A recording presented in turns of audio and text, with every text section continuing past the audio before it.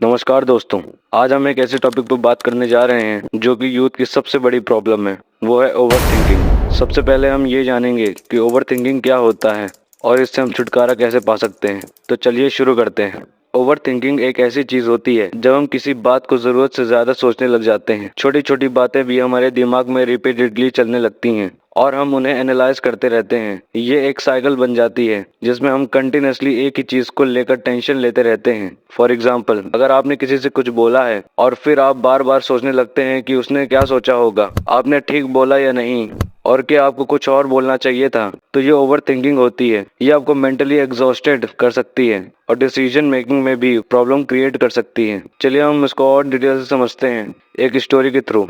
तो स्टोरी कुछ ऐसी है कि रवि एक 25 साल का लड़का था जो एक कॉर्पोरेट ऑफिस में काम करता था। उसका काम तो अच्छा था, लेकिन एक चीज थी जो उसकी जिंदगी को मुश्किल बना रही थी, वो है ओवर थिंकिंग। एक दिन रवि ने अपने बॉस के साथ एक प्रेजेंटेशन दी। प्रेजेंटेशन अच्छी गई, सबने तारीफ भी की, लेकिन प्रेजेंटेशन के बाद रवि का दिमाग चलता ही रहा। उसने सोचना शुरू किया, क्या मैंने सही बोला था? शायद मुझे वहाँ पे और डिटेल्स देनी चाहिए थी। मेरे एक स्लाइड में स्पेलिंग मिस्टेक तो नहीं थी? बॉस ने जो स्माइल की थी वो पॉजिटिव थी या सरकास्टिक? ये सब सोचते सोचते रवि पूरा दिन टेंशन में निकाल देता है। उसने अपने दोस्तों से भी बात की, लेकिन उन्होंने कहा कि प्रेजेंटेशन बिल्कुल परफेक्ट था। फिर भी रवि अपने थॉट्स को कंट्रोल नहीं कर पा रहा था। रात को सोते वक्त भी उसके दिमाग में वही प्रेजेंटेशन चल रही थी। रवि की ओवर थिंकिंग हैबिट उसकी पर्सनल लाइफ को भी अफेक्ट कर रही थी। हर छोटी छोटी बात पे वो स्ट्रेस लेने लगता। अगर किसी ने उसका मैसेज टाइम पे रिप्लाई नहीं किया तो उसको लगता कि शायद उसने कुछ गलत बोल दिया है। अगर उसकी गर्लफ्रेंड ने कभी मिलने से मना कर दिया तो उसको लगता कि शायद उसका इंटरेस्ट खत्म हो गया है। एक दिन रवि का फ्रेंड समीर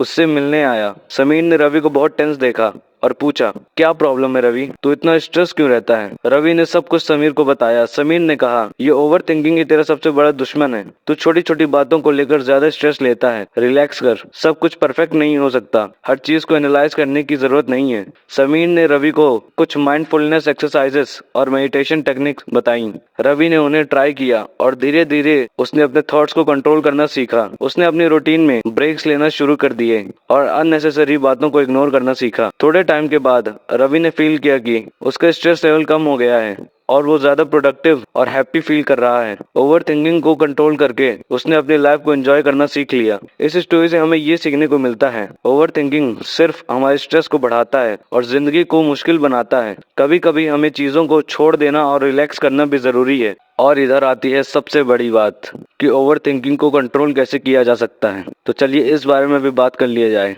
ओवर थिंकिंग को कंट्रोल करने के लिए कुछ इफेक्टिव सॉल्यूशंस है जो आप अपनी डेली लाइफ में अप्लाई कर सकते हैं। पहला है माइंडफुलनेस प्रैक्टिस। मेडिटेशन और डीप ब्रीदिंग एक्सरसाइजेस आपको अपने प्रेजेंट मूवमेंट पे फोकस करने में मदद करेगा।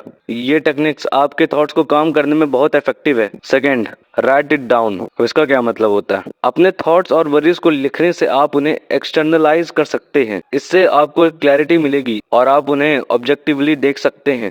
तीसरा है सेट टाइम लिमिट्स। अपने ओवर थिंकिंग को कंट्रोल करने के लिए टाइम लिमिट सेट करो। जैसे किसी स्पेसिफिक इशू पे सिर्फ 10-15 मिनट सोचने का टाइम दो, फिर उसे छोड़ दो। चौथा है focus on what you can control. सिर्फ उन चीजों पर ध्यान दो जो आपके कंट्रोल में है। जो चीजें आपके कंट्रोल में ही नहीं, उनके बारे में सोचने का क्या फायदा, वो सोचना बेकार है। पांचवा है डिस्ट्रैक्ट योरसेल्फ। अपने आप को किसी प्रोडक्टिव एक्टिविटी में एंगेज करो, जैसे कि एक्सरसाइजेस, हॉबीज या किसी दोस्त से मिलना। ये आपके माइंड को डाइवर्ट करने में मदद करेगा। सिक्स्थ है चैलेंज योर थॉट। अपने नेगेटिव थॉट्स को चैलेंज करो। अपने आप से पूछो कि क्या ये थॉट्स रियलिस्टिक हैं या बस आपकी इमेजिनेशन का रिजल्ट है। सातवां है प्रैक्टिस सेल्फ कंपैशन। अपने आप के साथ जेंटल और काइंड रहो। तो सबसे पहले ये एक्सेप्ट करो कि ओवर थिंकिंग एक नॉर्मल ह्यूमन टेंडेंसी है और इसे ओवरकम किया जा सकता है। आठवां है लिमिट इन्फॉर्मेशन इनटेक। बहुत ज्यादा इन्फॉर्मेशन लेना भी ओवर थिंकिंग को ट्रिगर कर सकता है। सोशल मीडिया और न्यूज का एक्सपोजर कम करो। नाइन्थ है टॉक टू समवन। अपने थॉट्स और फीलिंग्स को किसी क्लोज फ्रेंड या फैमिली मेंबर के साथ शेयर करो। कभी कभी दूसरों का पर्सपेक्टिव मिलने से हमारे थॉट्स क्लियर हो जाते हैं। 10th है प्रोफेशनल हेल्प। अगर ओवर थिंकिंग बहुत ज्यादा हो रहा है और आपको डेली लाइफ में प्रॉब्लम क्रिएट कर रहा है तो किसी थेरेपिस्ट या